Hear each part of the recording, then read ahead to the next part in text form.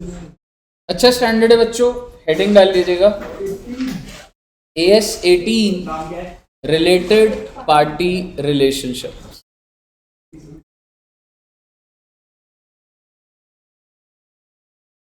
दृष्टि जी,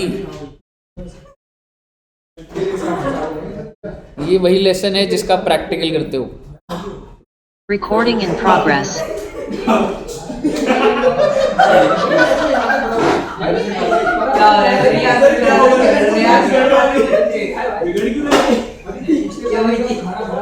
as as कौन सा है रे? AS18 नहीं bro, related party relationship and related party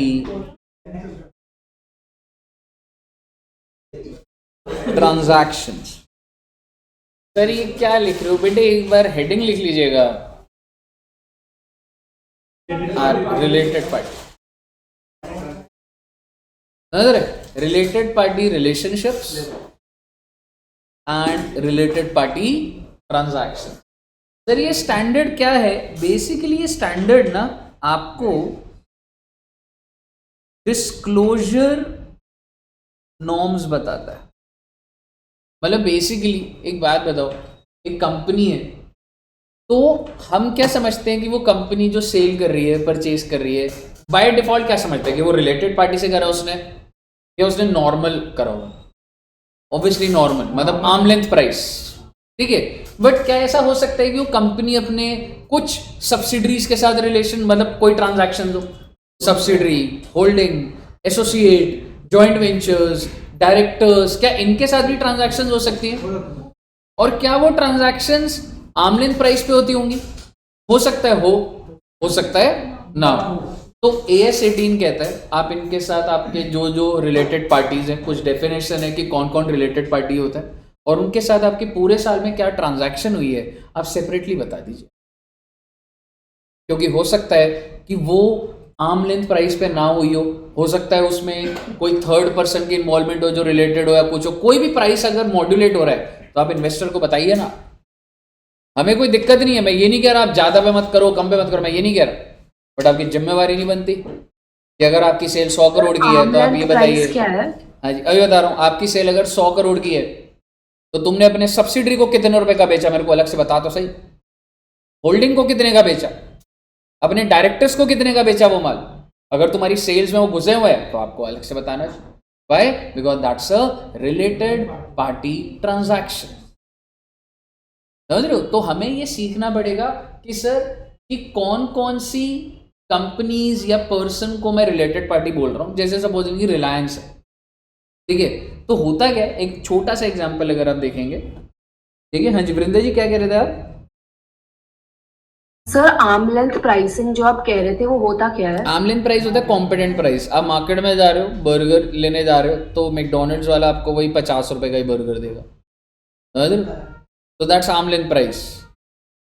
और मतलब जो कॉम्पिटेटिव जो मार्केट में चल रहा है, दो अनरिलेटेड लोग जिस प्राइस पे ट्रांजैक्शन लेते हैं वो।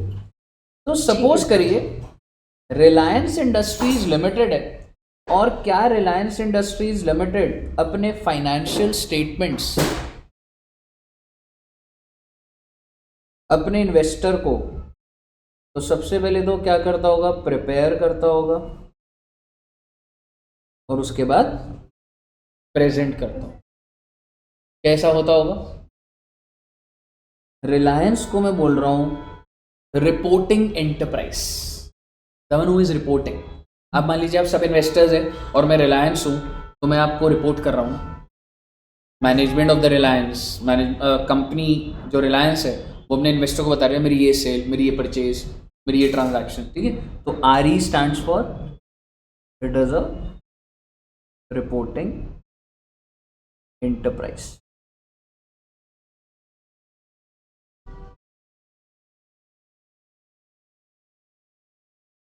और अब रिलायंस की ये जिम्मेवारी है कि सबसे पहले सबसे पहले नहीं, कि वो क्या अपने इन्वेस्टर को बताए, वो बताएगी लिस्ट ऑफ रिलेटेड पार्टीज, कि रिलायंस की रिलेटेड पार्टीज कौन कौन है।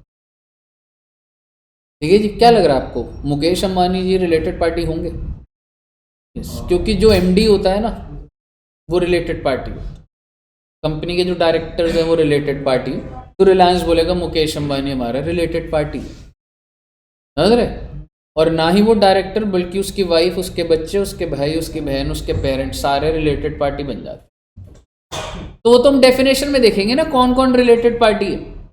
तो आपको एज रिलायंस क्या करना पड़ेगा, मुझे अपनी लिस्ट देनी पड़ेगी, ये मेरे रिलेटेड पार्टीज हैं, और दूसरा क्या बताना पड़ेगा,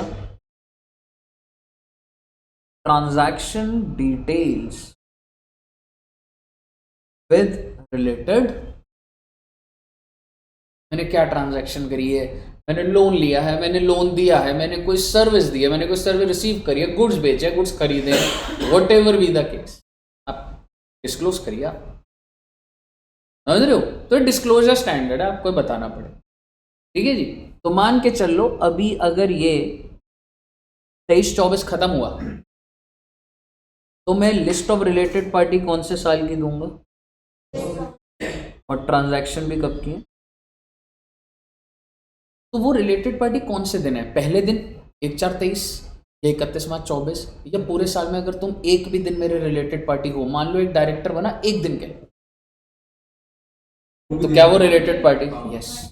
अगर कोई भी दिन, तो ऐसा नहीं है कि मैं 31 मार्च 24 को अपनी लिस्ट निकाल रहा हूँ, ये मेरे रिश्तेदार हैं, या मैं 1 तारीख को निकाल रहा हूँ, ऐसा नहीं है। तो any day out of the whole financial year, if related party relationship exists, it is to be disclosed. Disclose करेगा या जब हुआ तभी कर फाइनेंशियल जब बन जाते तब वो सभी बनेगा ना ये रेंट पे? बनेगा, तो ये रेंट पे ही मेरे पूरे वो जो बुक बना के दूंगा आपको, नोट्स टू अकाउंट, तो मतलब इशू लिस्टेड कंपनी होगी, वो क्वार्टरली के अंदर बता देगी। इन्वेस्टर को जब भी इशू करेगा तभी बिल्कुल, तब बताओ। ठीक है, अब दूसरी बात समझिए। तो अगर आप any day out of the whole financial year, तो आपको क्या करना है, it is to be disclose का मतलब, इट इज का मतलब लिस्ट ऑफ रिलेटेड पार्टी में उसका नाम आ जाएगा। किसमें नाम आ रहा है जी? लिस्ट में। सर जी अंबानी जी डायरेक्टर बने एक दिन के लिए, और फिर उसके आगे के दिन, बाद के दिन, पहले के दिन मैंने उनको कुछ सेल करा कंपनी, तो जब वो रिलेशनशिप है ही नहीं, क्या वो ट्रांजैक्शन डिस्क्लोज करूं? मेरे कहने का मतलब है, मतलब इसके ऊपर ना आपको केस स्टडी दिखेगी जो एकदम एंड का इलस्ट्रेशन है हमारी, लेकिन मैं आपका पहले से ही बेस बना रहा हूं। मान लो ये साल है 1/4/23, 31 मार्च 24, और मान लो रिपोर्टिंग एंटरप्राइज कौन है? रिलायंस। और मैं आपको ये कह रहा हूं मिस्टर अंबानी क्या रिलेटेड पार्टी है इस पीरियड के लिए? Related party, mister Ambani is a related party of Reliance for this period. ठीक है जी, और उसको क्या बोला जाता है कि आप हमारे क्या हो, की मैनेजरियल पर्सोनल, मैं पूरा लिख पाऊंगा, केएमपी बोला जाता है शॉर्ट में। हो सकता है कंपनी हमने लॉ में भी शायद से पढ़ा हो, KMP, who has the authority and responsibility of planning, directing, controlling, शायद से ये लाइनें सुन। आप अभी केएमपी लिख दीजिए, अंबानी क्या है भाई? केएमपी। क्यों? ओ भाई अंबानी जी क्या है, हमारे एमडी हैं भाई कंपनी। लेकिन रिलायंस की ट्रांजैक्शन यहां हुई है, Reliance industries limited sold goods to Ambani. अब सवाल यह है is it a related party transaction? Answer is the relationship of related party should be there जब वो आपका ट्रांजैक्शन, मैं जब लिस्ट पब्लिश करूंगा मेरी रिलेटेड पार्टी कौन है, मैं डेफिनेटली अंबानी जी का नाम लिखूंगा, बिकॉज एनी डे अगर कोई बंदा मेरा रिश्तेदार है उसकी लिस्ट तो जाएगी, लेकिन ट्रांजैक्शन भी उसी पीरियड में होनी चाहिए। अगर ट्रांजैक्शन उस पीरियड में, you don't need to disclose. और अगर मैंने इस पीरियड में सेल करा होता, इस पीरियड में आप मुझे बताइए, क्या मैं उनको सैलरी नहीं दे रहा हूँ? एमडी को सैलरी मिलती, कितने की मिली? 5 करोड़, इस पीरियड का 5 crore. Is it a related party transaction? Answer is क्योंकि ये उस पीरियड का काम है जब आपका रिश्ता उनसे चल रहा है। वाले में भी रिलेटेड पार्टी तो वो भी है, रिलेटेड पार्टी ट्रांजैक्शन में दोनों है, रिलेटेड पार्टी भी है। बिल्कुल बिल्कुल, ठीक है जी।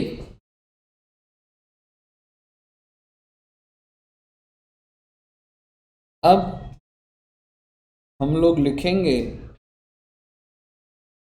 Definition of related party. ये डेफिनेशन अगर आपने समझ ली तो ये एएस खत्म हो जाएगा कि कौन कौन रिलेटेड पार्टीज हैं। ठीक है जी, एग्जैक्ट लिखेंगे हम लोग। पेमेंट आगे में होती जब ये तो डिपेंड करता है, नहीं ड्यू हो गया आगे दे रहा तो भी डिस्क्लोज तो कर, भी हो जाएगा। समझ रहे? आई यदि तो आई ड्यू हो गया तो अकाउंट में तो प्रॉफिट से माइनस एग्जैक्ट करेगा उस ही। टाइम पे ही तो रिलेशन है वो तो चीज। ठीक है, अब आप ध्यान से देखिएगा, ये रीड कर सकते हो आप, अच्छा लिखा हुआ स्टैंडर्ड में ना, लैंग्वेज भी अच्छी दे रखी है, कोई ऐसा नहीं दे रखा कि आपको स्टैंडर्ड जब पढ़ोगे घर पे जाके हमने पढ़ना है, ऐसा नहीं है कि आपको लगेगा यार ये तो अनरिलेटेड बात चल रही है, एकदम सही बढ़िया से लिखा हुआ है। तो it is worthiness worthwhile to note that AS 18 provider definitive list of related, मतलब वो भाई एग्जैक्ट बताएगा ये रिलेटेड पार्टी है। तो S 18 deals only with the following 5 types of related party relationship. कितने दे रखे हैं जी वो? ABCDE। सबसे पहला, आप ध्यान से देखिएगा, एनालिटिकल है, मैं समझाऊंगा और मैं उस एंगल से समझा रहा हूं कि आगे केस स्टडी आएगी। ठीक है, एंटरप्राइज दैट डायरेक्टली, आगे मत पढ़िएगा, इंडायरेक्ट वो मत पढ़िए, enterprise that directly control the reporting enterprise. Reporting enterprise बोले तो रिलायंस, तो रिलायंस को जो भी कंट्रोल कर रहा है, कंट्रोल से हम समझते हैं वो होल्डिंग सब्सिडरी, तो रिलायंस में आपको रिपोर्ट कर रहा हूँ, मेरे को आपको बताना पड़ेगा मेरी होल्डिंग के साथ, तो वो मेरी जो होल्डिंग है वो क्या बन गई? Related party. एक बार छोटी सी बात, इसको आप लिखिए आपका बच्चा है अभी, ठीक है, मतलब मैं ये बोलना चाह रहा हूँ, मान लो एक्स लिमिटेड है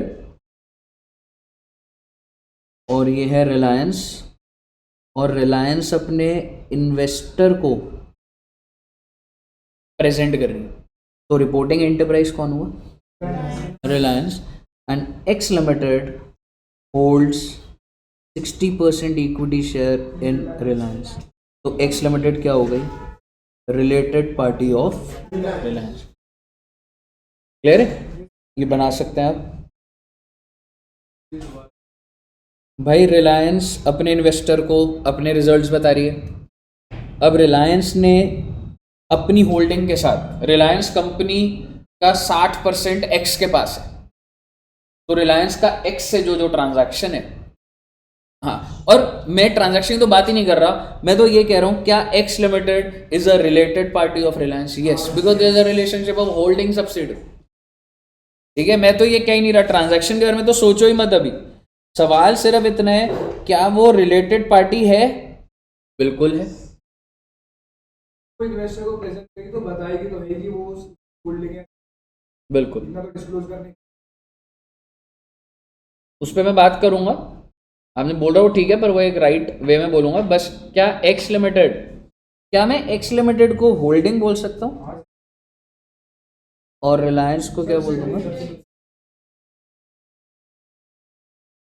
it's a related party. Clear है? अब दोबारा पढ़ेंगे। Enterprise that control the reporting enterprise, या फिर enterprise that are controlled by the reporting enterprise. मतलब sir ji, Reliance industries limited किसको प्रेजेंट कर रही है? इन्वेस्टर्स को। And Reliance owns 70% of Reliance Jio. Reporting enterprise कौन है? तो ये रिपोर्टिंग एंटरप्राइज है। अब रिलायंस क्या रिलायंस जियो को रिलेटेड पार्टी बोले या ना बोले? होल्डिंग सब्सिडरी है भाई, मैं होल्डिंग उस कंपनी की भाई, तो रिलेटेड पार्टी है, बिल्कुल है। समझ रहे हो? कहने का मतलब है, अगर मैं आपको रिपोर्ट कर रहा हूँ तो मेरे को अपनी होल्डिंग के बारे में, मेरी होल्डिंग जो है वो रिलेटेड पार्टी है और मेरी सब्सिडरी भी रिलेटेड। क्लियर है जी? एक्स लिमिटेड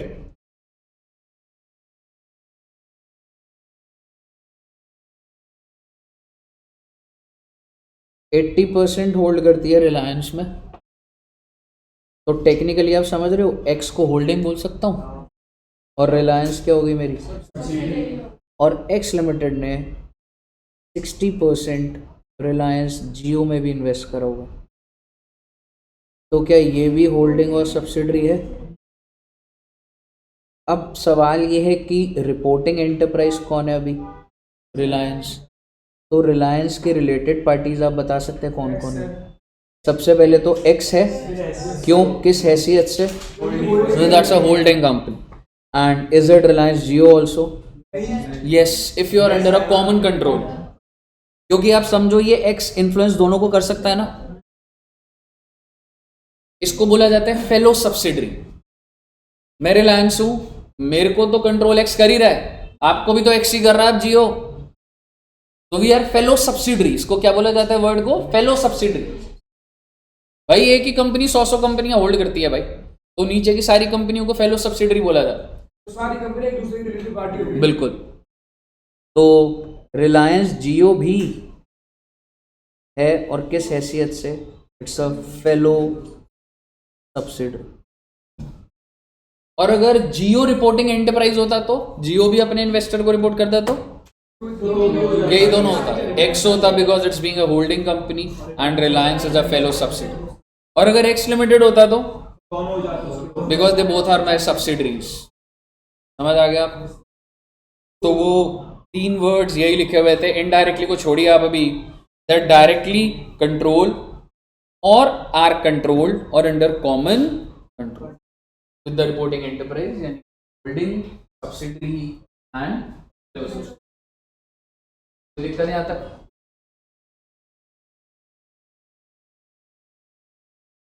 आप first point as it is लिख दीजिए, पूरा ही लिख दीजिए, डायरेक्टली, इनडायरेक्टली, थ्रू वन और मोर सब्सिडरीज, ऐसे करके।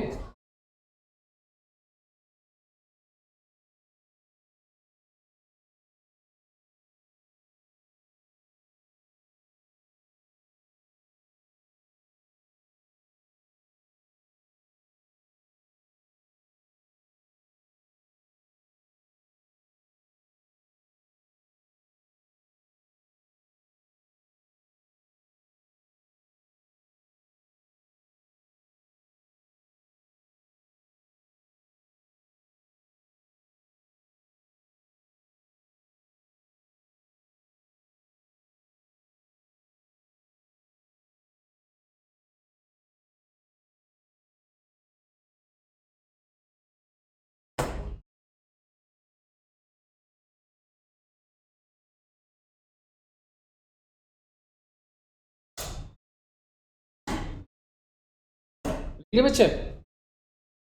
अब एक छोटा सा केस, पॉइंट नंबर ए पे ही हूँ अभी मैं, हालांकि कंट्रोल का मतलब ही देखना पड़ेगा। कंट्रोल आप क्या समझ रहे हो, मतलब मोर देन 50% एक कॉम्पोजिशन ऑफ द बोर्ड भी तो होता है, तो थियोरेटिकल वो जो आपने पढ़ा हुआ बस वो उस एंगल से। एक बार हटा दूँ, बस हमने अगर ये 5 डेफिनेशन कर ली, उसके बाद छोटी छोटी बात है।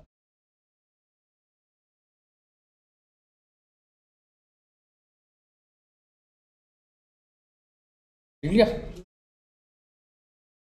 अब मैं थोड़ा इनडायरेक्टली की बात करना चाह रहा हूँ। ठीक है, तो तुमने जो केस बनाया है, बना लो जैसे Reliance has invested in Jio 60% and Jio has invested in Reliance power. Reliance power भी एक कंपनी है ना, 70%। एंड रिपोर्टिंग एंटरप्राइज कौन है, रिलायंस। तो क्या आप मुझे बता सकते हैं रिलेटेड पार्टीज कौन कौन हुई?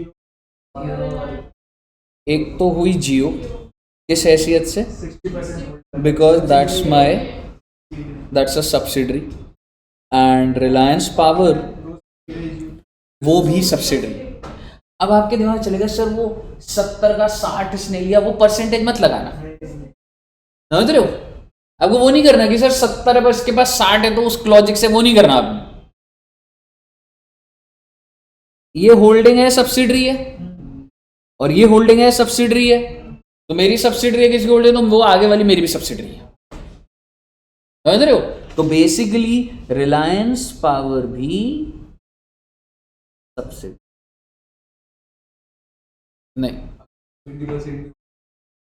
नहीं, 20% है तो इधर का रिलेशन ही इनडायरेक्टली नहीं है वो, समझ रहे हो? हाँ है ना, क्लियर है ना? 20 होता तो फिर वो लॉजिक ही नहीं जाता। अच्छा, अगर अब मैं रिलायंस पावर की बात करता है, it is a reporting enterprise, तो इसके लिए कौन कौन होता? दोनों होते, एक तो जियो होता एज होल्डिंग रिलायंस, और इसको ना अल्टीमेट होल्डिंग बोलते हैं फिर। ठीक है, जो रिलायंस इंडस्ट्रीज लिमिटेड है ना, वो क्या बोल देते हैं, अल्टीमेट। ये सारे मैं आपको केस इसलिए बना रहा हूँ क्योंकि नीचे जो एग्जांपल्स आएंगे उस हिसाब से मैं सारी चीजें बोलता जा रहा हूँ, वो एड्रेस होता जाएगा आपको। कहिए, क्लियर है बच्चे? अब आपका फर्स्ट पॉइंट क्लियर है, बस कंट्रोल का मतलब दिखाना होगा कि composition of the board I have the right, और कंट्रोल को क्या हुआ, ऐसे लिखा हुआ है एक पेज अच्छे तरीके से लिखा हुआ है, बट आपका फर्स्ट पॉइंट क्लियर। अब हम आते हैं जी सेकंड पॉइंट पे। सेकंड पॉइंट है एसोसिएट या जॉइंट वेंचर या तो investing company of reporting enterprise. मतलब सर बेटा Reliance industries limited has 30% in Bharti Airtel limited. Reliance के पास कितना शेयर है भारती एयरटेल का? दोबारा से क्यों लिख दिया ये? हाँ, दोबारा से पर आपने डी लिख रखा। नहीं ये चल एग्जाम्पल एक जगह कर रहे हो तो ले इसको ई ले ले, पर अब ये सेकंड पॉइंट स्टार्ट हो गया, ठीक है ना? तो इसलिए वैसे बी रहने देते हैं, ठीक है ना, क्योंकि बी पॉइंट यहाँ पे स्टार्ट हुआ है और उसका ये ए पॉइंट हो गया। इधर अब मुझे बताओ रिलायंस ने कितना परसेंट होल्ड करा एयरटेल में? तो ना एयरटेल को क्या बोला जाता है, एयरटेल को बोला जाता है एसोसिएट।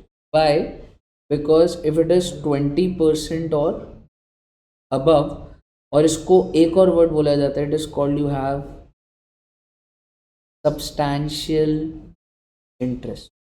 सब्सटैंशियल इंटरेस्ट वर्ड का ही मतलब यही होता है कि 20% या उससे ज़्यादा इस चीज़ में वोटिंग पावर, ठीक है ना?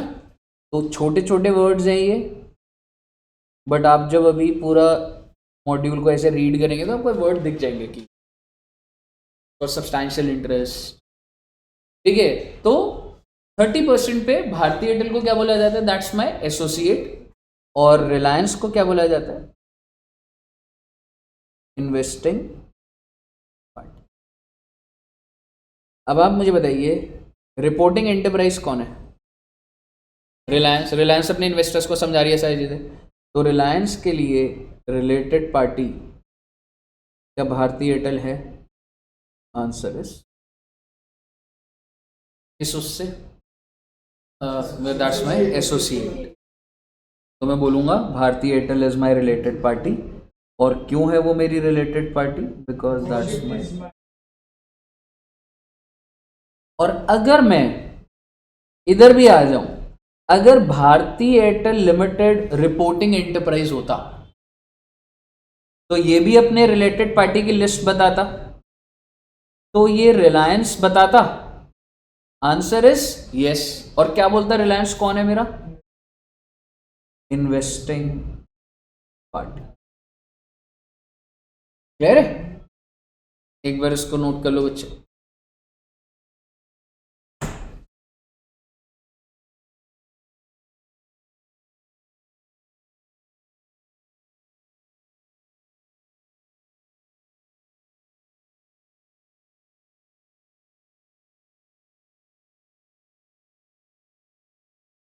ठीक है, तो अब आपको एसोसिएट,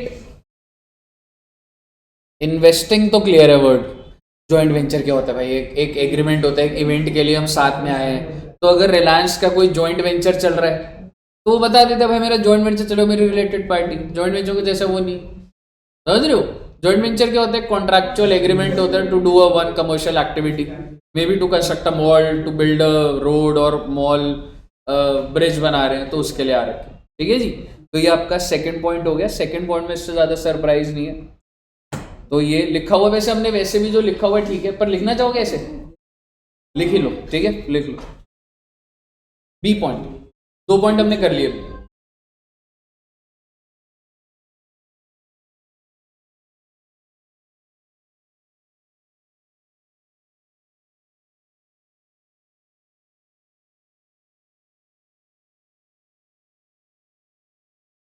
क्या हुआ,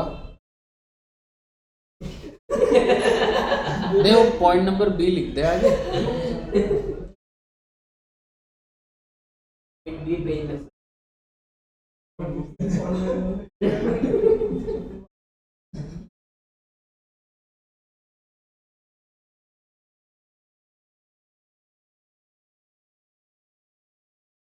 नंबर मैं नहीं बता रहा, एक बार नीचे करना। अब ये पूरी क्लास में ऐसे ही रहेगा पेज।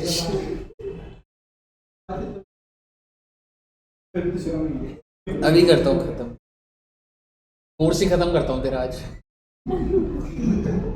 तो साथ साथ में पुराने वाले क्वेश्चन पूछ लेगा। खुद पहले पुराने बता, फिर आगे करते हैं।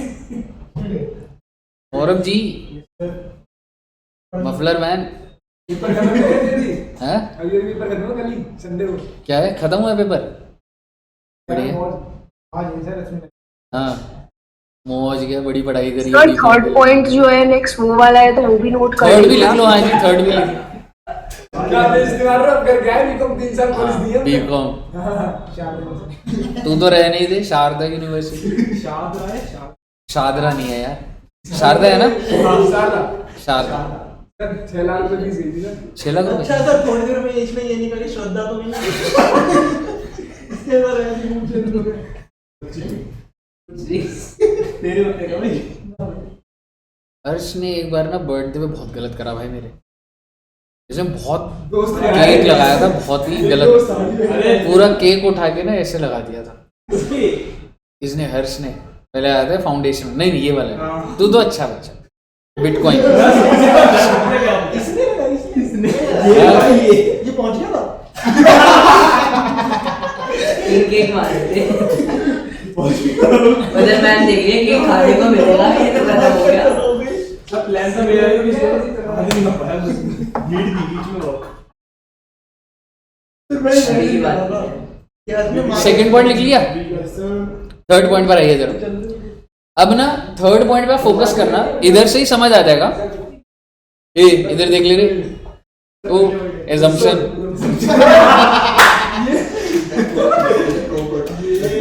सर आपको पता नहीं है इसलिए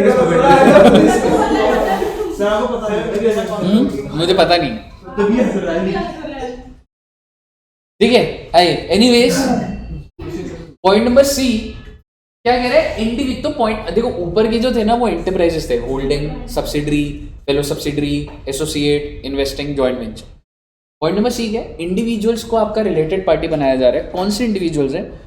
ओनिंग डायरेक्टली और indirectly an interest in the voting power. Keyword क्या है? इंडिविजुअल जिसके पास वोटिंग पावर है ऑफ द रिपोर्टिंग एंटरप्राइज। मतलब मैं एक इंडिविजुअल हूं और रिलायंस एक एंटरप्राइज है, that gives him control. Control बोले तो मोर देन 50 और सिग्निफिकेंट इन्फ्लुएंस 20% या उससे ज़्यादा। ठीक है, तो अगर मेरे पास रिलायंस का 20% है तो क्या मैं रिलायंस का रिलेटेड पार्टी हूँ? अगर मेरे पास 40% है तो भी हूँ, 60% है तो भी हूँ। Technically individuals having more control or substantial in a related party. और ना ही सिर्फ मैं, साथ में क्या लिखा हुआ है? Relatives of such individual. ये एसबीओ का सीन नहीं हो गया? इसका एसबीओ एसबीओ क्या है? Significant beneficial owner. ये कहाँ पर आता है? लॉ में कि होल्ड करता है इतने परसेंट। लॉ जैसे सब्जेक्ट में पढ़ता नहीं, डिस्कस भी नहीं करता। मतलब मेजॉरिटी पर हो सकता है शेयर्स होल्ड करता है अगर मेजॉरिटी में, तो सिग्निफिकेंट बेनिफिशियल ओनर होता है। तो वो यही तो हो गया। अच्छा, तो उसमें क्या वो भी आ जाते हैं, रिलेटिव्स भी आ जाते हैं? हाँ हाँ हाँ, ठीक है, कह सकते हैं। बेनिफिशियल ओनर वही होता है जिसमें वोटिंग राइट्स होते हैं। ठीक है, चाहे रजिस्टर्ड कोई बंदा हो पर अल्टीमेटली डिसीजन वो ले रहा है, कुछ ऐसा अगर प्रोविजन उसमें आया तो।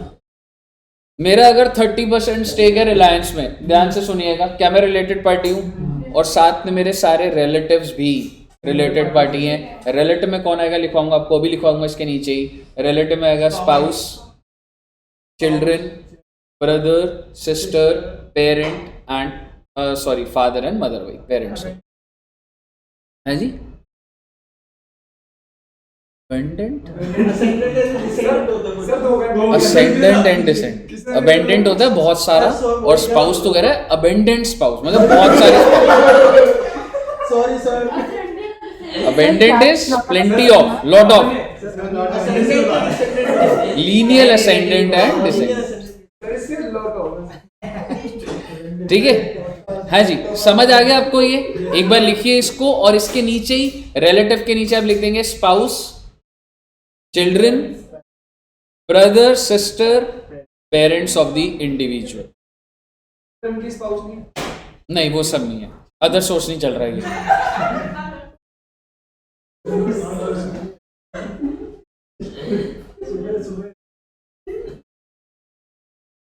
अबेंडेंट सॉरी सर, हो गया सर, मान की गलती में थोड़ा हो गया। भावना नहीं आती इसके अंदर से। तो मैं लगा मैंने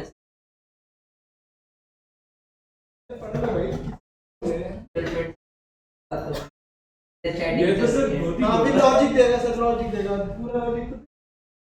तो सर देख लो अगर हो तो, मैं तो पढ़ा रहा हूँ चैट्स। ये भाई दे निकाल आ रहे मैं बोल रहा था लिख ले, मुझे सर कह रहे खूब कर, कोई दिक्कत नहीं, तू पास हो जा, पढ़ाई कर लो बस। पढ़ाई करो। मतलब मारने लगी इसके बाद। सर सर दोस्त छोड़ो, ये देखो धोती चोर। सर वो ट्यूशन सर बोलते हैं दोस्त कोई नहीं होता।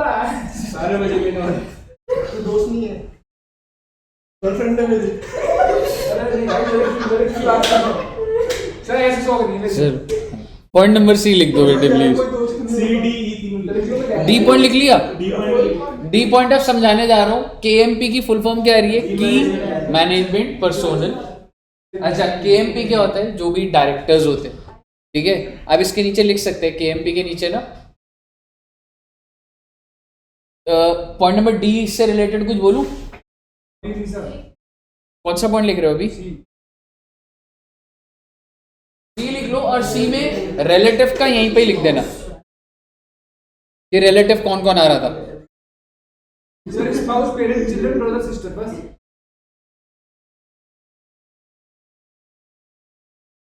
ठीक है ना? आइए पॉइंट नंबर डी देखें। सर रिलेटिव्स में स्पाउस, चिल्ड्रन, ब्रदर, सिस्टर और पेरेंट्स है ना? हाँ जी, हाँ जी, ठीक है। आइए KMP लिखिए एक बार और उसके नीचे लिखेंगे, हाँ मतलब ये 2 लाइनें ना बार बार, मतलब अगर आएगा पेपर में तो उसकी डेफिनेशन लिखनी होती है, ठीक है। तो key management personnel are the individuals, key management personnel are the individuals who have the authority, are the individuals who have the authority and responsibility, who have the authority and responsibility of planning, directing and controlling, who have the authority and responsibility of planning, directing and controlling the affairs of the company. Planning, directing and controlling the affairs of the company. जैसे आपने हो सकता है company में पढ़ा हो executive directors होते हैं, नॉन एग्जीक्यूटिव। तो नॉन एग्जीक्यूटिव कौन होते हैं? जो कभी कभी आ रहा है सिटिंग फीस और वो, तो क्या वो KMP होते? नहीं होते। तो लिखिए next line, non executive directors are not KMPs। ये रिलेटेड पार्टी नहीं नहीं आगे सुनिए, हमें सिर्फ नाम से नहीं जाना, थ्योरी में ऐसा लिखा हुआ है और लॉजिकल भी, पर अगर ये प्रूव हो गया कि they are involve in planning directing then they become related. तो ठीक है, अगर कुछ नहीं लिखा तो ठीक है, सिर्फ नॉन एग्जीक्यूटिव लिखा है मैं बोल दूंगा non unrelated, I am sorry, हाँ कि वो रिलेटेड पार्टी नहीं है, ठीक है। लेकिन अगर ये लिखा हो कि it is he is a non executive but he is involve in planning controlling directing related, ठीक है। तो ये ना थ्योरेटिकली मैं आपको लिखा हुआ दिखा दूंगा, बट ऐसे इधर सारा लिखेंगे तो वो है, ठीक है, इतना काफी है ना। नेक्स्ट लाइन लिखिए, एग्जीक्यूटिव डायरेक्टर्स, इसी के अंदर ये पॉइंट नंबर डी में ही, एग्जीक्यूटिव डायरेक्टर्स आर KMPs। क्यों? एग्जीक्यूटिव डायरेक्टर्स तो KMPs होंगे ना। लेकिन अगर मैं ये प्रूव कर दूं कि they are nowhere involve in planning directing controlling then they are not. अब आपको यहाँ पे कोई नाम दिखेंगे, ठीक है, अब पढ़ते हैं KMP का क्या लिखा हुआ है। KMP are those person who have the authority and responsibility planning, directing, controlling the activities of the reporting enterprise. For example, in case of company, MD, whole-time director, manager, any person in accordance with whose directions or instructions the board of directors accustomed to act are usually considered as key managerial person. कहने का मतलब आप bracket में लिख सकते हैं, general word क्या है? MD, whole time directors and managers, ये तो KMP है ही हैं, ठीक है। और अगर किसी बंदे के कोई भी डेजिग्नेशन हो बट अगर वो अथॉरिटी रख रहा है प्लानिंग डायरेक्टिंग कंट्रोलिंग की, तो ही इज अ KMP। अगला पैरा पढ़ना, AS 18 फर्दर प्रोवाइड्स,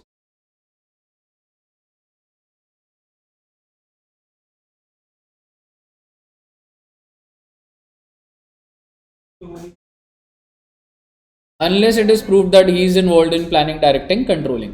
अच्छा, अगला पैरा भी इंपॉर्टेंट है। अगर एक बंदा ना नॉन एग्जीक्यूटिव और फिर सिर्फ फाइनेंशियल पॉलिसीज में और ऑपरेशनल पॉलिसीज में, ये क्या होती है हमें नहीं जाना इसमें, तो क्या वो KMP माना जा रहा है? नहीं माना जा रहा।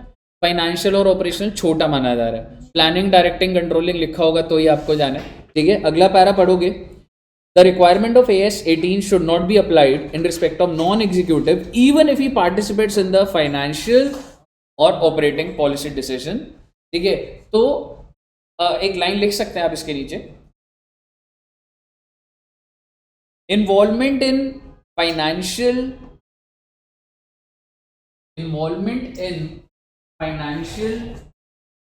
एंड ऑपरेटिंग पॉलिसी decisions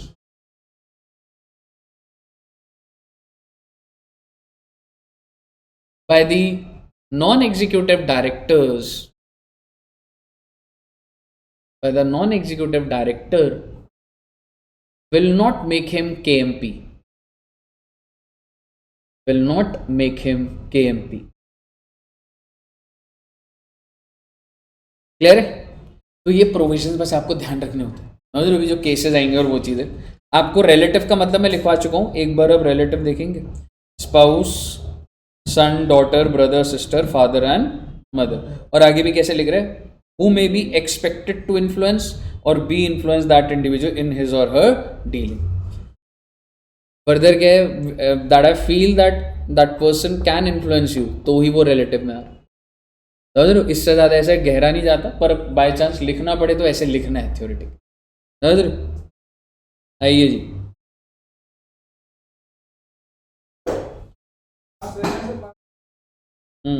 चौथा पॉइंट होगा ना अभी तो। लास्ट वाली बच गई थी, फिफ्थ वाली। एक मिनट, हाँ जी क्लियर है, लास्ट पॉइंट। अच्छा एक बात बताओ, पॉइंट नंबर सी और पॉइंट नंबर डी में कह सकता हूं इंडिविजुअल्स ही आए और उनके रिश्तेदार, ठीक है।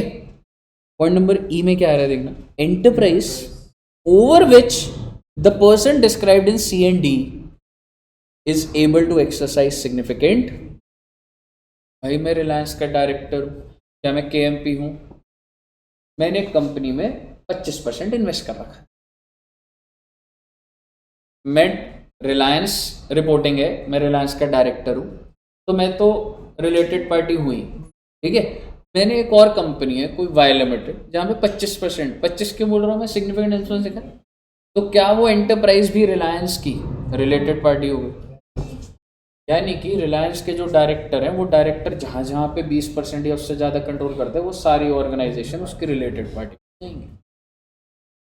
और ना ही वो सिर्फ वो रिलेटेड पार्टी, वो सिर्फ अंबानी जी नहीं, अंबानी जी की वाइफ अगर किसी कंपनी को कंट्रोल करती वो भी तो बन जाएगा, क्योंकि जो भी सी और डी में आए हैं अगर वो किसी एंटरप्राइज को कंट्रोल करते हैं, सिग्निफिकेंट इन्फ्लुएंस है, तो वो भी रिलेटेड पार्टी बन जाए।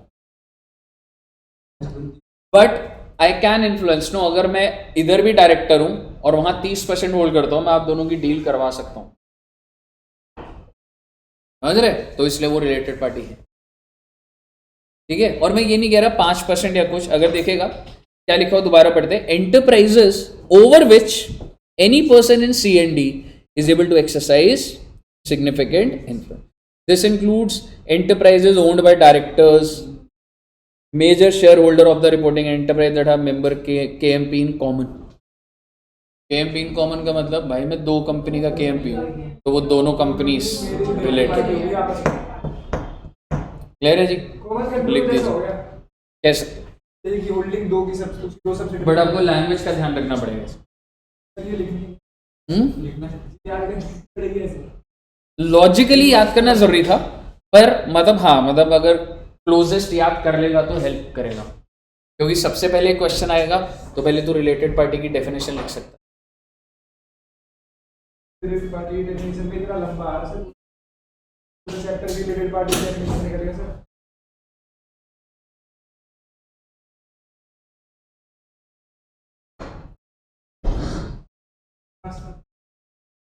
है, 5 नंबर का क्वेश्चन आ सकता है, बता के देंगे ना अपनी भाषा में, बता दो भाई क्या है, अपनी भाषा में लिखियो, हिंदी में मत लिखाइयो बस।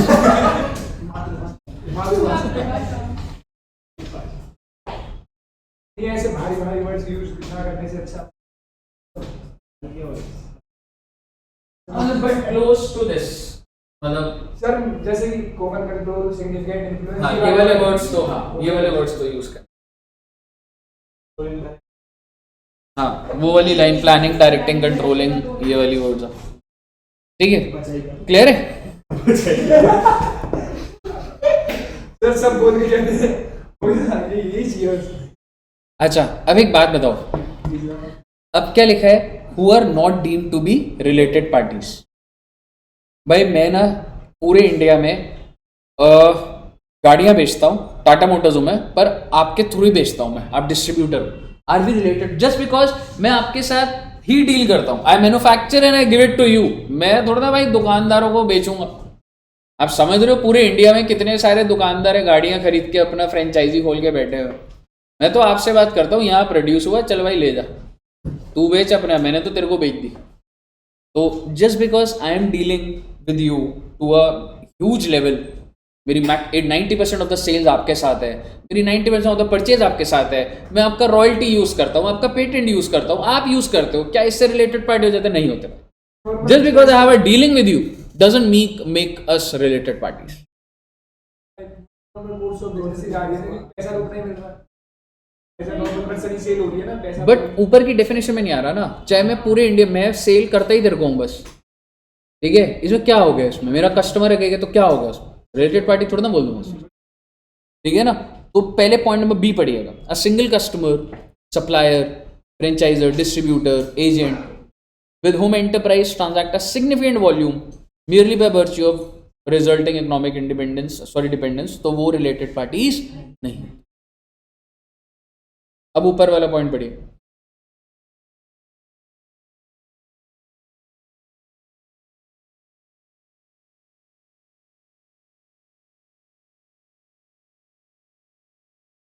just because we have a director in common, आपकी कंपनी अलग है, मेरी अलग है, but we both have a common director, will make us related parties?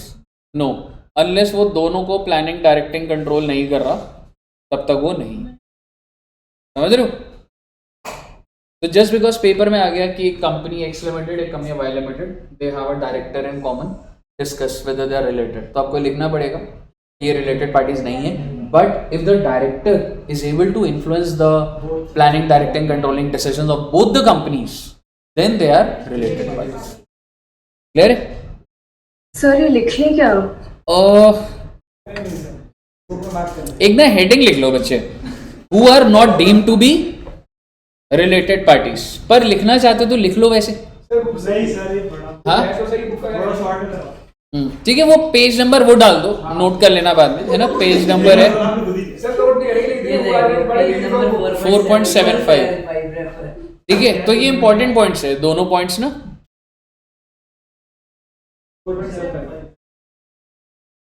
4.74 and 4.75। अच्छा, ट्रेड यूनियंस, अच्छा मैंने लोन ले रखा है बहुत ज्यादा बैंक से, तो बैंक मेरा रिलेटेड पार्टी बन जाएगा, ऐसे थोड़ा ना होता। Provider of finance, trade unions, public government departments, they are not related parties. Clear है जी? अच्छा, अब एक अगला, तो ये ना आप मतलब हेडिंग तो लिख लो, इसको भूल नहीं सकते आप, इसमें 3 पॉइंट्स है। हाँ, ऊपर का who are not deemed to be related parties, और उसमें 3 पॉइंट है, आपको ध्यान रखना है। अब अगला हेडिंग लिखिएगा, exemption from related party disclosure. अच्छा एक बात बताओ, हम लोग ये एएस पढ़ रहे हैं, बट क्या कोई और लॉ होगा जो कि कॉन्फिडेंशियलिटी क्लॉज भी डालता होगा? जैसे अगर बैंक है, ठीक है, और बैंक ने ना लोन दिया है किसी कंपनी को, और वो लोन इसलिए दिया है सो दैट हमारा डिफेंस कंपनी को दिया, तो डिफेंस डिस्क्लोज नहीं करता, ठीक है, हाँ ठीक है। और मान लो बैंक और डिफेंस कंपनी आपस में रिलेटेड पार्टी है, तो क्या बैंक ये बताएगा ये मेरी रिलेटेड पार्टी है, मैंने इसको लोन दिया है, हम लोग यहाँ से इम्पोर्ट कर रहे हैं, ये प्लेन्स आएंगे, ये चीज़ आएंगी, भाई ये तो बताएंगे पार्टी रिलेटेड है, वो बोल सकता है चाहे, पर उसमें मैं ये चीज़ नहीं बोलूँगा। बट ये दोनों लॉज देखने पड़ेंगे। अगर भाई कॉन्फिडेंशियलिटी क्लॉजेज हैं, there are many other regulatory frameworks, तो ये एएस सुपरसीड नहीं करने वाला।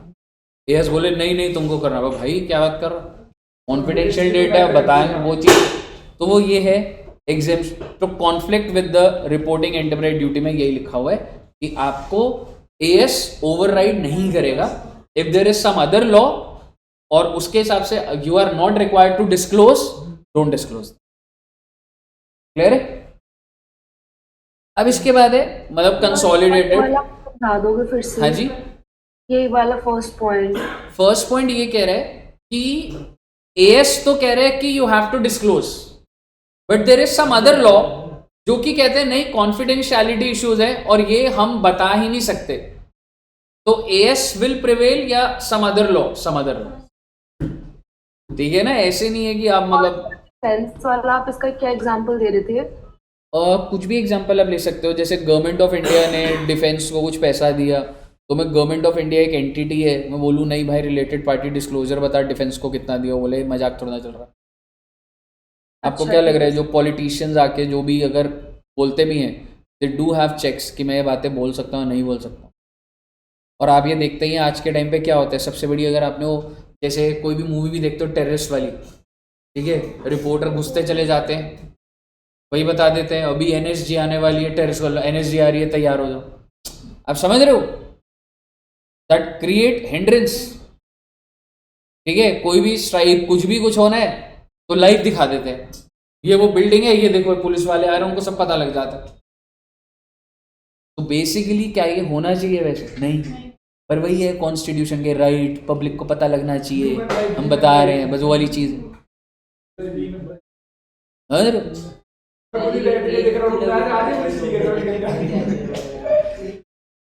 ठीक है ना?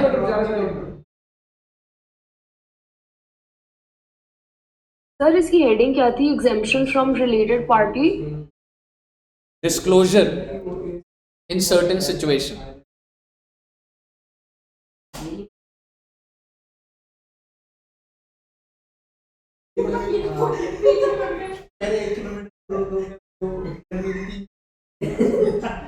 तो 10 किलोमीटर पहले ही रोक देना चाहिए। कम से कम ये पता चलेगा ना कि दूसरा ये नहीं पता चलेगा क्या एक्टिविटी कर रहे हैं, किधर स्नाइपर खड़ा हुआ है, किधर क्या है।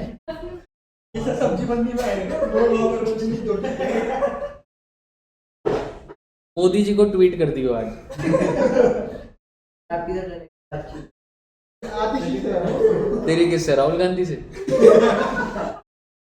कल का बयान सुना? नहीं क्या? प्रियंका गांधी जैसे कालका जी में प्रियंका गांधी के गाल जैसे रोड़े। राहुल गांधी कहते हैं? अच्छा, पर क्या लगता है कौन जीतेगा? उसको मिल गया अब तो टीचर को दे दिया, तो केजरीवाल ने टिकट दे दिया उसको। वो वाले ओझा सर। ओझा सर रॉक्स। क्या करवाने वाली? मैं भी एक दिन ऐसे आऊंगा।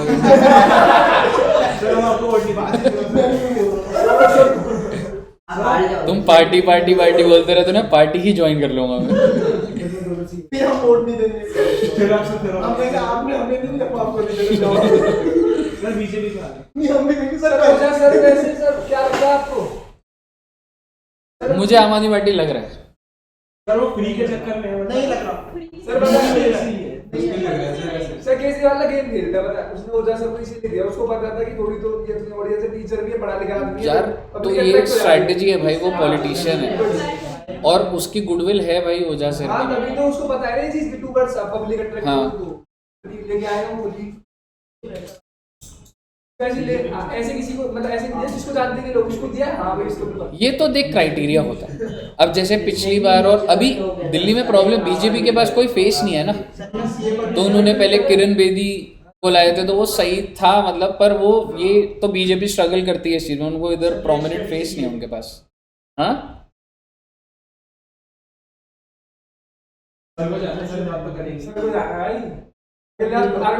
नहीं, मैं हो सकता है ज्वाइन करूँ अगर मेरे को ऑप्शन मिले।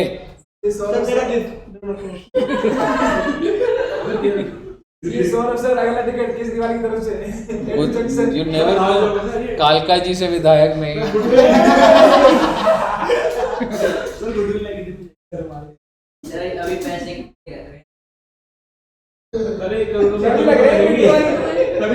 पैसे लग रहे हैं, हर जगह पैसा पहुंचाया जाएगा केजरीवाल के पास।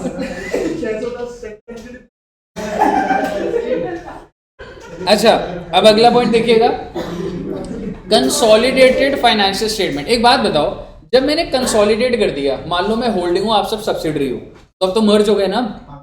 अभी भी ये बताऊं, ये मेरी सब्सिडरी है भाई। जब कंसोलिडेट हो गया, you are a single entity, तो उस केस में कंसोलिडेटेड के अंदर आप क्या करोगे बता के, ये होल्डिंग है, सब्सिडरी है। तो यही बात लिख रहा है, 4 लाइनें पढ़ लो एक बार।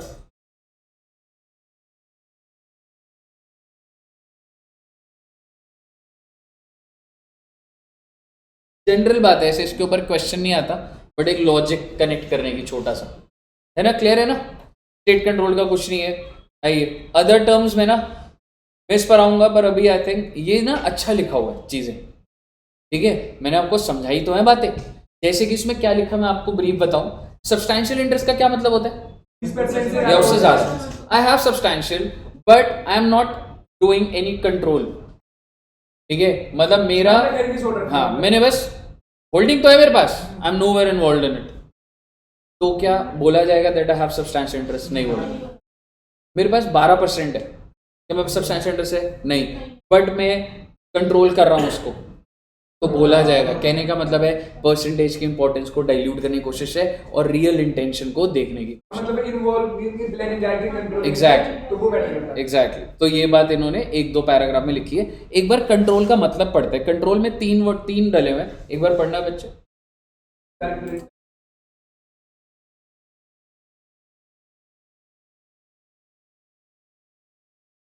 पहला तो सबसे सिंपल है, मोर देन 50।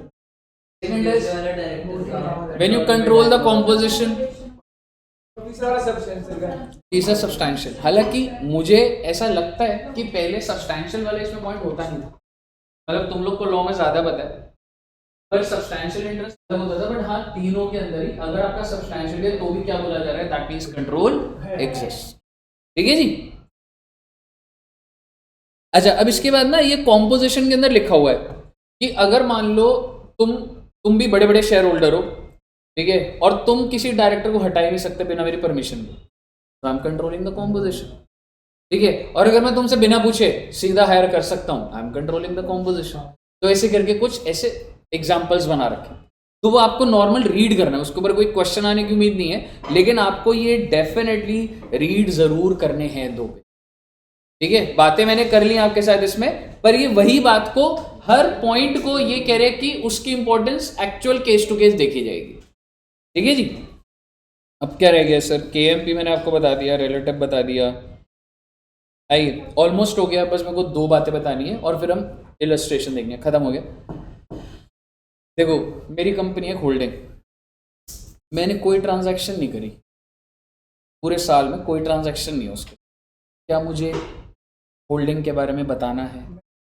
आंसर इज बताना है। होल्डिंग एक ऐसा रिलेशन है होल्डिंग सब्सिडरी का, even if there is no transaction तो भी आपको डिस्क्लोज करना पड़ेगा, only in case of control exist. ठीक है, मैं आपको दिखाता हूं कैसे लिखा हुआ है, आप तभी बेटर रियलाइज किए। सारे केसेस करेंगे अभी हम। सर ट्रांजैक्शन ये तो बस हम रिलेटेड पार्टी है, ये डिस्क्लोज करेंगे ना ट्रांजैक्शन तो अगर अब उस टाइम में जनरल बात कर रहा था, अब देखेंगे। तो डिस्क्लोजर रिक्वायरमेंट्स, ठीक है, it is to be noted that AS 18 prescribe related party disclosure requirement. क्या क्या बताना होता है? Name of the related party and nature of relationship where control exists should be irrespective whether there has been any transaction between the related parties or। कहने का मतलब है मुझे रिलेटेड पार्टी का नाम बताना होता है और क्या बताना होता है, सॉरी नाम बताना होता है और रिलेशनशिप। ठीक है, ठीक है। अच्छा एक बात बताओ, अगर मैंने डायरेक्टर को 1 रुपए की सैलरी नहीं दी, डायरेक्टर KMP होता है, पर मैंने 1 रुपए की कोई ट्रांजैक्शन नहीं है, क्या मुझे बताना है? तो मेरे को वो डिस्क्लोज ही नहीं करना। लेकिन कंट्रोल फैक्टर के अंदर चाहे आपकी ट्रांजैक्शन है चाहे ट्रांजैक्शन नहीं है, यू हैव टू डिस्क्लोज। ये बात आपको ध्यान रखना, ठीक है सर ना? मेरे को ये समझ नहीं आया, क्योंकि KMP जो है उसमें ट्रांजैक्शन नहीं हुआ तो हम नहीं बताएंगे, नहीं बताएंगे। बट ऊपर वाले केस में भी तो ट्रांजैक्शन नहीं हुआ है। सिर्फ नहीं, ऊपर वाले में नहीं हुआ, फिर भी आपको बताना है क्योंकि कंट्रोल वाला पॉइंट है ये। ठीक है, तो सर, मैं कुछ लिखवा देता हूँ इस पे, एक बार लिख लीजिए, एक बार हेडिंग डाल लीजिएगा डिस्क्लोजर रिक्वायरमेंट, और मैं लिखवा देता हूँ।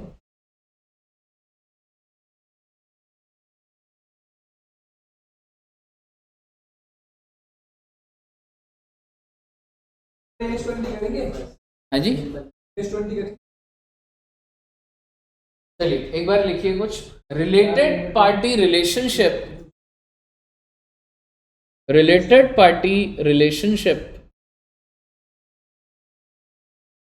that is name of the related party, that is name of the related party and nature of relationship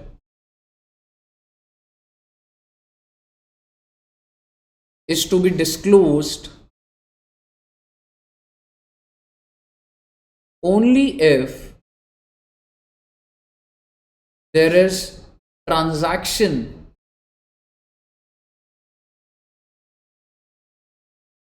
between reporting enterprise and related party. तो आपको ये रिश्ता, उसका नाम तब बताना है जब कोई ट्रांजैक्शन है, ठीक है। क्या लिखा हम लोगों ने? Is to be disclose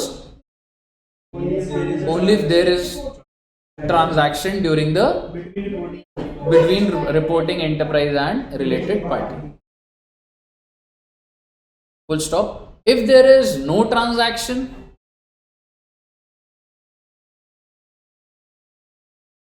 comma, disclosure is not to be made.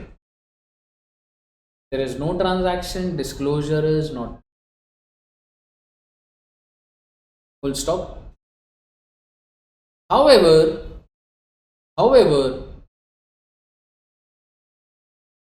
in case of holding subsidiary relationship,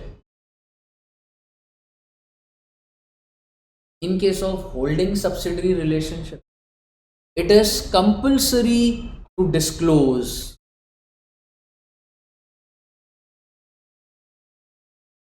the name of the related party. Holding subsidiary relationship. It is compulsory to disclose the name of the related party and nature of relationship, whether and nature of related party relationship या nature of relationship, whether or not there has been any transaction or not.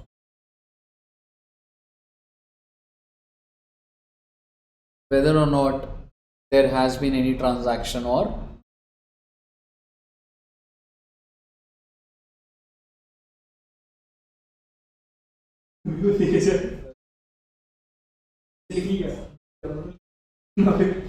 Sir फिर ये तो associate, जेवी and like investing company में भी apply करता है ना?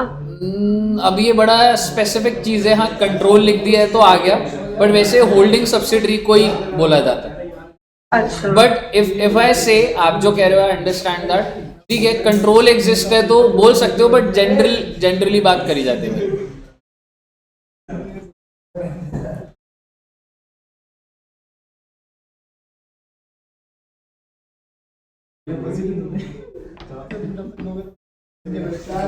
हाँ जी बच्चे, क्लियर है यहाँ तक?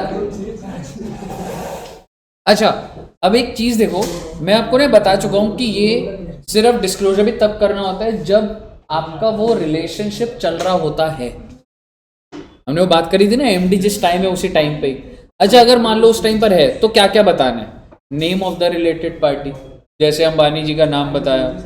इधर देखो रे, name of the related party, Ambani ji का नाम बताया। Description of relation, he is a KMP. Nature of transaction, को क्या दिया? सैलरी दी। वॉल्यूम ऑफ ट्रांजैक्शन, कितने अमाउंट की दी। Any other element of related party necessary for understanding the financial statement. तो ये तो डिस्क्लोजर रिक्वायरमेंट्स है, वो नॉर्मल रीड करना इंपॉर्टेंट तो नहीं है, बट कॉमन सेंस यही कि सारी बातें ही बताओगे ना उसको, इस महीने की सैलरी दी, इतनी दी, ये सब दिया। बताइए, क्लियर है? तो सर जी, आपकी सारी की सारी बात खत्म। AS 18 सारा का सारा डन है। आपकी स्क्रीन पर अब इलस्ट्रेशन आए। इलस्ट्रेशन नंबर 1,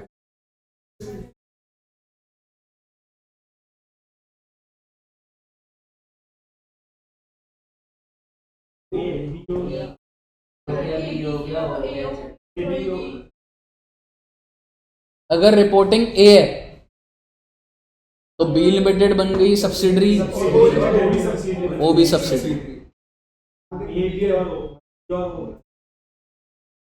और रिपोर्टिंग अगर बी है तो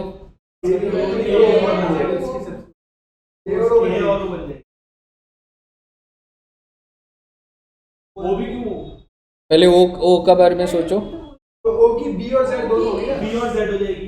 ए भी तो होगी ओ के लिए, क्योंकि अल्टीमेट होल्डिंग बोलूंगा ना उसको। ओ के लिए देखो तीनों है,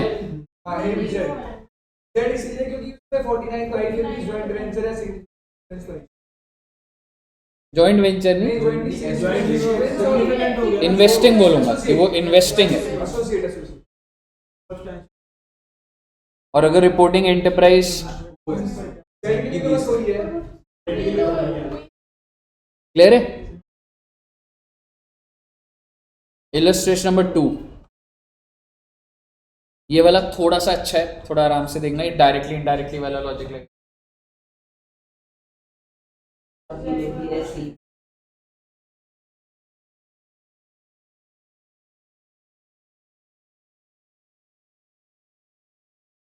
ए का बी और सी तो भी हो गया तो बी अबे ए बी और सी में हो गया तो कोई तो है बीसी तो है आंसर पढ़ लो एक बार,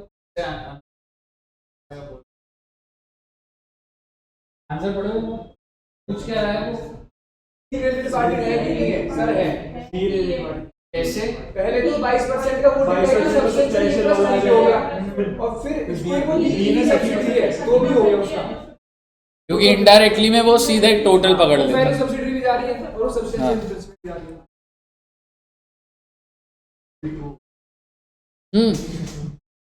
बताइए सेकंड क्लियर है। सर सेकंड में अगर सिर्फ ये होता कि ए लिमिटेड हैज 22% वोटिंग राइट्स इन सी, बस ये होता, थर्ड पॉइंट नहीं होता, तो फिर इसका आंसर नो होता।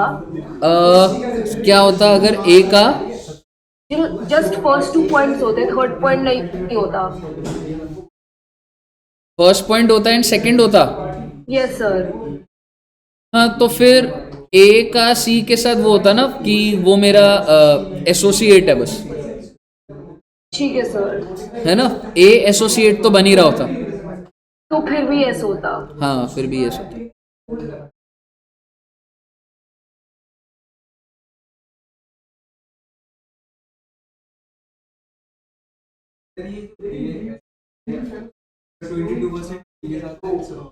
तो टेक्निकली एसोसिएट तो हो ही गए टेक्निकली, पर अब क्या है कि मैं बी को कंट्रोल कर रहा हूँ और बी का 30% सी में है, तो मैं 30 और 22 पकड़ रहा हूँ 52, सो एग्जैक्टली तो मेरी सब्सिडरी बन गई।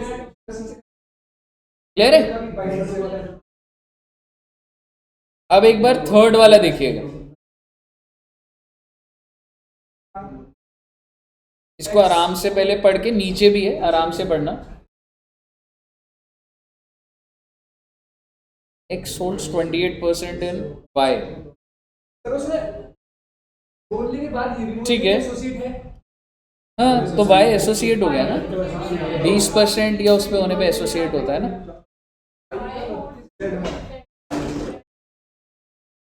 तो Z Y का एसोसिएट है, ठीक है। और ऐसा नहीं होता कि मेरा जो एसोसिएट है ना उसका तो वो आगे वाला भी होल्डिंग में तो चलता है, होल्डिंग सबसे एसोसिएट में नहीं होता है। देखो X Y में 28 और Y 32, तो क्या X ये बोलते हैं कि Z मेरा एसोसिएट है? नहीं, ये नहीं होता। एग्जैक्टली यही अगर दोनों का 60-60 होता तो वो तो होता है कि वो सब्सिडरी है।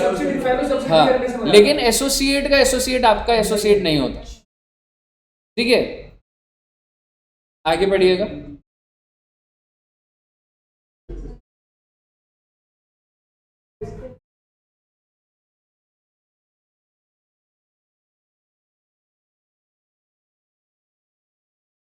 वो यही वाला पॉइंट ही बोल रहा है।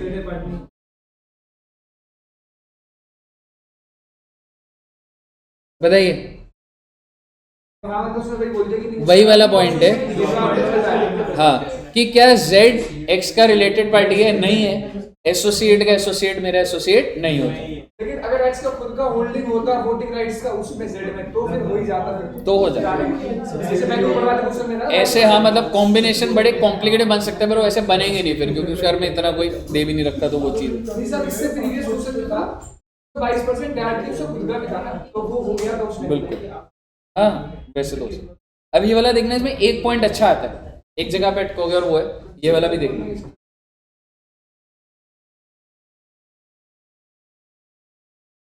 ये सारी है सर, ये सही है सर, सारी नहीं, आपने किसके लिए निकालना है? देखिए, क्योंकि भी सारी है।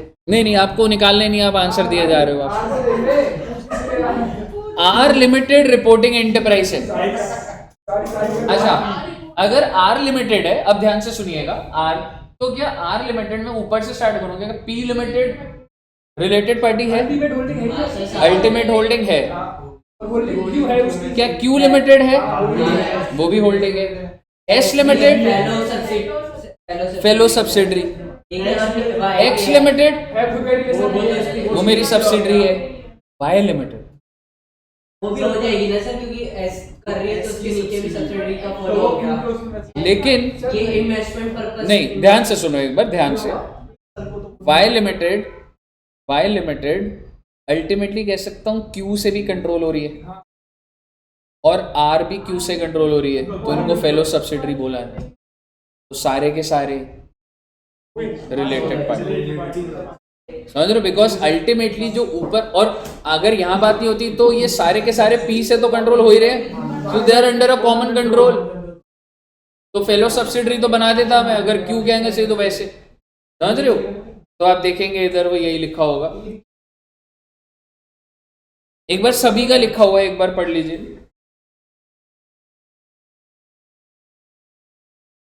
मतलब ये सारी रिलेटेड पार्टीज है, एक एक करके बता रखा है। आर का डिस्क्लोजर देना, आर के एंगल से कि आर अगर रिलेटेड है तो ये कंपनीज क्यों मेरी रिलेटेड पार्टीज हैं। बना देगा तो सही है।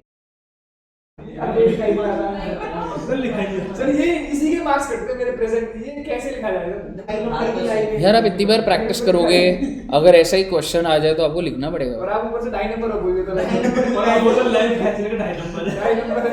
लाइन मारने की क्या पाएगा? अपनी भाषा में तो मैं लिख दूं, ये बढ़िया है ऐसे। पॉइंट भी तो समझ आता लिख दे। ये वाला हो गया। हाँ, ओहो,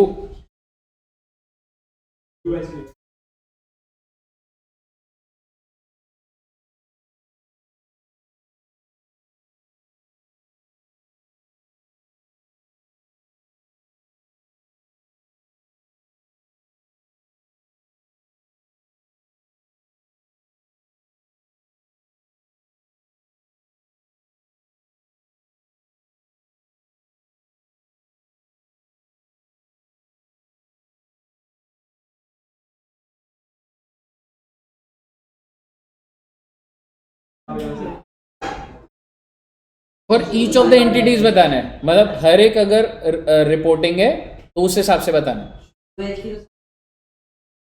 यूएच की सब 1 भी होगा क्योंकि मेरी सब्सिडरी है, सब 2 भी होगा, जॉइंट कंट्रोल है और एसोसिएट भी होगा। सब्सिडरी 1 की अगर मैं बात करूं, यूएच होगा, सब्सिडी 2 होगा, दैट्स इट। सब्सिडी 2 होगा और कोई होगा नहीं, सब्सिडरी 1 जो है यूएच 1 होगा क्योंकि मेरी होल्डिंग है, सब्सिडी 2 होगा because we are under a common control, JC 1 का कोई लेना देना नहीं, एसोसिएट 1 का कोई लेना देना, ठीक है, बिल्कुल। जेसी 1, अब इसी तरह सब्सिडरी 2 का यूएच होगा और सब्सिडरी 1 होगा, जेसी 1 का यूएच, दैट्स इट, एसोसिएट का क्लियर है? Yes sir. Illustration number 6।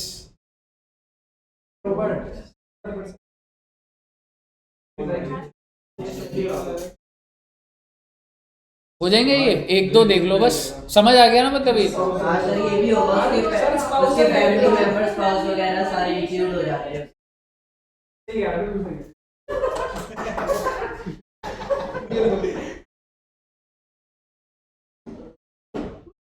बताइए, अगर 70% और कंट्रोल करता है तो वो तो रिलेटेड है ही, और उसके रिलेटिव भी रिलेटेड है, तो उसकी स्पाउस भी आ जाएगी, और स्पाउस को जो सैलरी जा रहा है वो उसको डिस्क्लोज करना। रीड करो, अरे बस हो गया तो 6 बहुत सारी आगे वाली हो जाएंगी, ऐसे ही चलेगा वो, या करनी है अभी कर लो, एक बार 7 भी कर लो।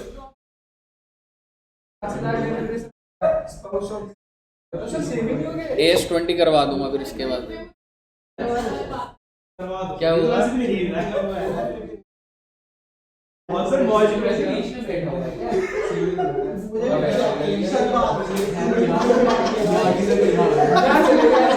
5 लाख डाल दिया हाँ जी, इलस्ट्रेशन नंबर 7। सर ये पहले से नहीं है ये पहले से नहीं है पहले से पहले जैसा इलस्ट्रेशन जो था वही नहीं नहीं, है वो है ना इसमें क्या है पता नहीं, अभी पढ़ ले यार इसको। सर वो एमडी है और फी एमडी हो गया तो केएमपी हो गया। एमडी हो गया और फिर 5 लाख सैलरी देगा अपने स्पाउस को। हाँ तो दिखाएगा वो उस पीरियड में रिलेटेड पार्टी। नीचे जनवरी फरवरी क्या होना है? ए भाई, ए क्वेश्चन कर लो रे, एक बार आंसर पढ़ लो। लिख दिया sir needs to be reported बस वो एवरी कर सकते करके सेम एग्जाम क्लियर है? इलस्ट्रेशन में रेट देखिएगा। मेरा क्या लिखा कि है और दूसरा क्या लिखा कह रहा कि है ये कहाँ है कर लो बेटे, क्या कर रहे हो बेटे? सर मौज में आज कर लिया सर ऑस्ट्रेलिया घूमने का ज्यादा एक्साइटमेंट हाँ जॉब भी देखने जा रहे हैं। ये कौन सी बात हुई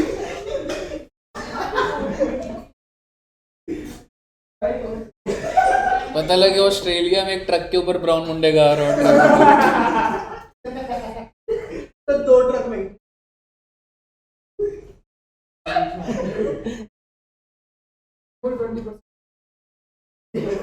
कर लो बेटे, कर लो प्लीज।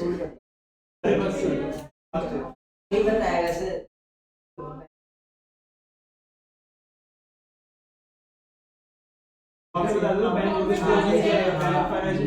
yes 18 रिलेटेड पार्टी है क्या? क्यों? आपने बैंक मना करा था ना ऐसे थोड़ा ना यार, मैं एग्जांपल ले लिया मैंने। 23% होल्ड नहीं कर रहा है क्या? अरे क्या बात कर रहे हो? कॉन्फिडेंशियलिटी मैटर हाँ वो लिखा थोड़ा ना है कुछ ऐसा। हाँ तो नहीं दिखाते, लेकिन 23% है तो सही। और क्या होगा वेंचर ज्वाइंट तो रिलेटेड पार्टीज हैं। हो गया बैंक ने पी लिमिटेड में कितना होल्ड करा है? 23%। एसोसिएट होई 20 मिलियन का लोन एक बार पढ़ लो आंसर बेटे, इससे दूर बैठो। ये डिस्ट्रैक्ट कर रहा है, ये तुम्हारा तो पता नहीं लगेगा, निकल जाएगा टाइम सारा। हाँ जल्दी जा।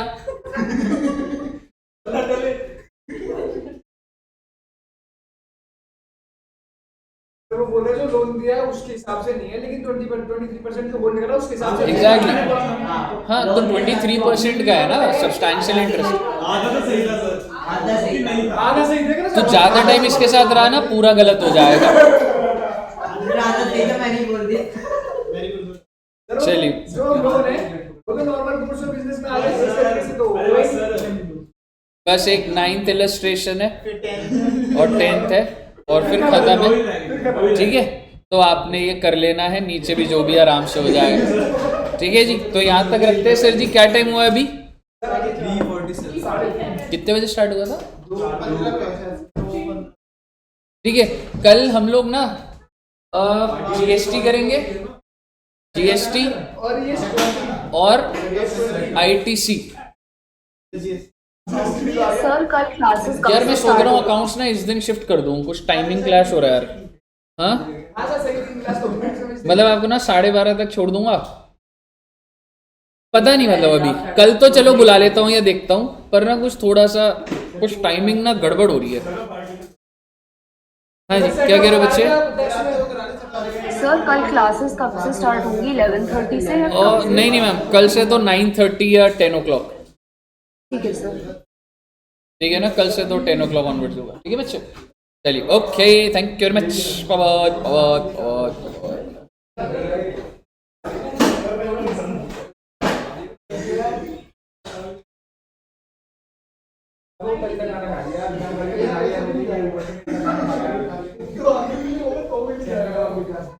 अगर मैं तुम लोगों का 2 बजे से भी कर दूं या 12:30 तो भी चलेगा क्या टाइमिंग?